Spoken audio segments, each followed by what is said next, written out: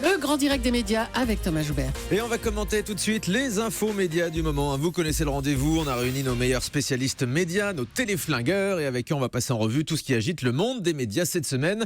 Avec nous donc dans ce studio, honneur aux dames, Caroline Bonacossa, bonjour. Bonjour Thomas, bonjour Julie. Benjamin Rabier, journaliste à Télé Loisirs, Télé 2 Semaines, TV Grande Chaîne, bonjour. Bonjour Thomas. Et François Viau, l'indéboulonnable directeur de la rédaction de Télécab Sathebdo. Merci d'être avec nous, bonjour François. On va commencer avec le feuilleton préféré de notre rédactrice en chef, Vanessa, Plus belle la vie. On a appris hier soir l'officialisation du rachat du producteur Newen par le groupe TF1. Ça fait plusieurs jours qu'on en parle, mais ça y est, c'est fait. Ce qui pose en ce moment un gros problème à France Télé, notamment pour ce feuilleton Plus belle la vie. Caroline Bonacossa, la série est vraiment menacée sur France 3 selon vous ?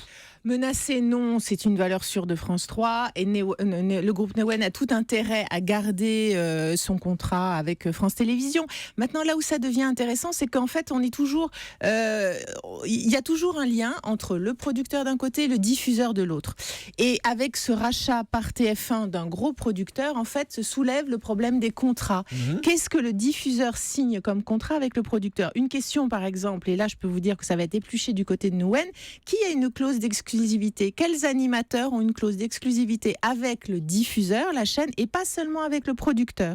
Donc en fait, voilà, ça va mettre un peu, je pense, les choses à plat et obliger producteurs et diffuseurs à être un peu plus stricts et peut-être parfois les diffuseurs à payer un peu plus les animateurs notamment. Et donc Plus belle la vie, je pense que Plus belle la vie doit renégocier son contrat en 2016, ça on le sait, avec France 3. Donc un risque que ça aille sur TF1, Benjamin Rabier ? Non, je pense pas, parce que du côté de TF1, on assure qu'on n'a pas envie de voir le programme arriver sur la chaîne. C'est un programme qui fait des cartons d'audience tous les soirs à 20h, sur des cibles très intéressantes. Qui identifiait France 3, c'est la machine du paquebot France 3. Mais je pense que TF1 on a déjà vu des grandes émissions passer d'une émission à l'autre. La Fureur à l'époque, les enfants de la télé, d'Arthur, ça se fait.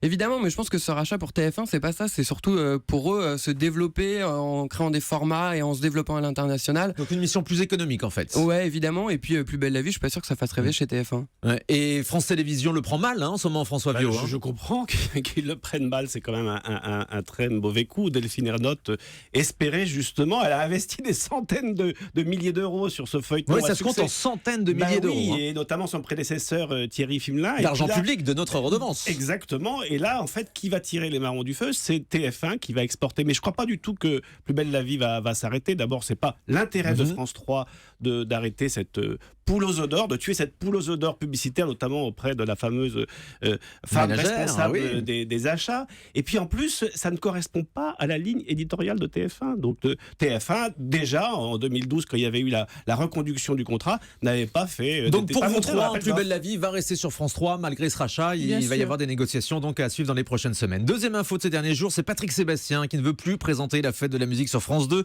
Il s'en était expliqué en direct la semaine dernière dans cette émission. Il a raison de lâcher l'affaire, Caroline Bonacossa ? Lâcher l'affaire, il l'a présenté 2 années de suite. La première année, ça avait été un beau carton pour France 2.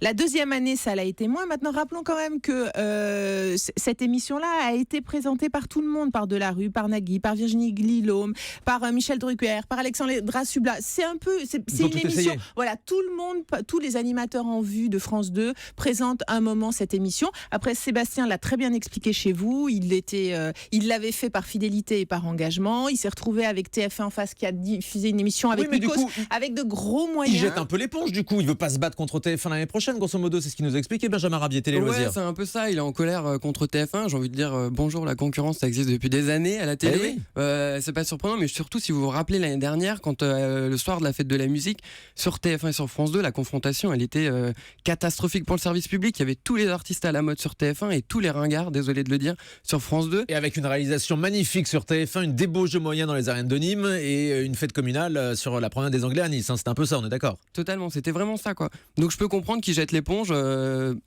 Tant pis, il y aura quelqu'un d'autre qui va reprendre. Au-delà de ça, il fait toujours un petit peu de chantage, Patrick Sébastien, François Viau. Oui, des coups de gueule, il en avait poussé un dans notre magazine il y a 1 an sur la télé. Mais je crois qu'en fait, au fond, Patrick Sébastien, c'est l'éternel mal-aimé de France 2. Il se sent pas aimé. Non, si, on lui mégote ses rallonges budgétaires. Là, il est depuis 9 ans à 600 000 €, son plus grand cabaret du monde. Voilà, la renégociation de contrat, c'est uniquement sur un an. Donc, au bout d'un moment, je pense qu'il va jeter l'éponge. En fait, c'est ça ça, il est en train de renégocier son contrat. Il renégocie son contrat. Dès qu'il renégocie son contrat, depuis des années, il pousse des coups de gueule dans la presse. Il fait un petit peu de chantage. Il a envie que France 2 lui dise qu'il l'aime, que c'est le monsieur fort des samedis de France 2 et que s'il n'était pas là, le service public serait mal. Et voilà, mais c'est un peu la technique. En ce sens-là, il n'a pas tort. C'est le seul à réussir à battre TF1 le samedi soir. Allez, on va enchaîner avec la productrice de Laurent Ruquier qui a flingué Maïté Nabire-Rabin, la présentatrice du Grand Journal dans la presse cette semaine dans les Inrocks. Selon elle, quand Maïté Nabire-Rabin a dérapé sur le Front National, on s'en souvient, cela relève peut-être simplement d'un manque de culture de sa part. La phrase est assez choc, d'autant plus que c'est pas la première fois que Maïté Nabire-Rabin est attaquée. Il y avait déjà eu Philippe Gildas qui a fait des déclarations pas très aimables à son encontre. Elles sont fondées, toutes ces accusations, Caroline Bonacossa?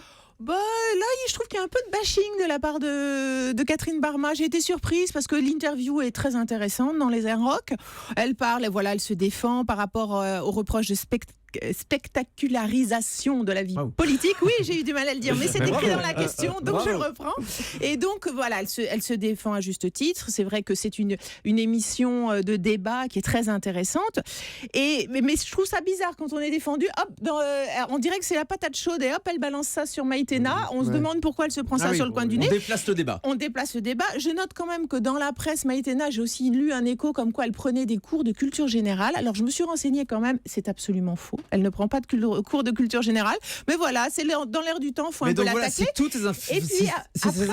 Si ces informations filtrent, je vais y arriver, ça veut dire qu'il y a quand même un petit bashing autour de Maïtena Nabire-Rabin. Il y a d'une part un petit bashing autour de Maïtena. La deuxième chose que j'ai envie de dire à Catherine Barma, c'est que quand même Maïtena, elle a le risque du direct. Là où Laurent Ruquier est enregistré, c'est un peu plus facile. Et puis l'année dernière, souvenons-nous, quand Laurent Ruquier a laissé un invité qui parlait de la mort de Squazy Korn, c'était quand même pas très rigolo la mort de quelqu'un. Voilà, tout le monde peut déraper. Tout le monde peut faire des erreurs dans ses émissions. C'est pas pour ça, c'est bien. Maïtena avait fait une erreur. Maïté Nabire-Rabin, là, elle est en bonne voie en ce moment à Canal. On a vu que l'audience du Grand Journal a un petit peu remonté hier, 700 000. Ouais, mais ça reste quand même un désastre. Après, je trouve que c'est facile de tirer sur une ambulance. Et j'ai envie de dire que c'est culotté de la part de Catherine Barma de tacler Maïtena. Quand on voit ce qu'est en train de devenir On n'est pas couché. On n'est pas couché aujourd'hui médiatiquement depuis la rentrée. L'émission, elle ne vit que par les clashs. On n'a rien retenu de On n'est pas couché le samedi soir à part les clashs avec Marine Aike, Chaim, encore ce week-end avec Bruno Gaccio. Ils recherchent le clash selon vous? Évidemment.